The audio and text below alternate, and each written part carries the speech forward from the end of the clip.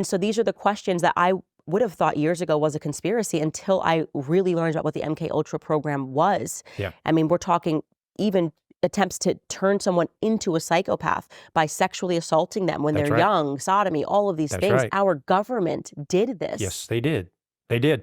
They used sexual violence. They used torture, putting them in frozen rooms, hanging them. They used extreme amounts of LSD, extreme amounts of electroshock. The original idea was they were trying to create assassins that would go kill somebody and then have no memory of the event.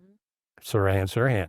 And also John Lennon, the night that he was shot, the CIA was there that night. Yeah. And these normal, average people, successful, many times intelligent people, just go out and do these horrific things with no prior warning or indicators behaviorally at all.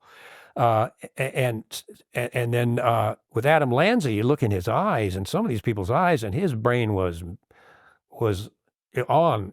He'd been on something for quite a while. I mean, that's pretty clear. He'd been driven mentally insane, and that's what Ultra was designed to do, to train criminal killers, but who would not remember what they did, and to train couriers as mules who would courier information over to intelligence agencies and then forget the information that they were just given.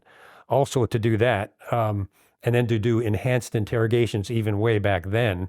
And the torture program was not just waterboarding, by the way, but to do enhanced interrogations back then. And that's what MKUltra was all about. From Jolly West Lewis, he was the chief of psychiatry at UCLA, and denied any involvement in MKUltra, which was developed by Dr. Sidney Gottlieb, who was the madman of the program.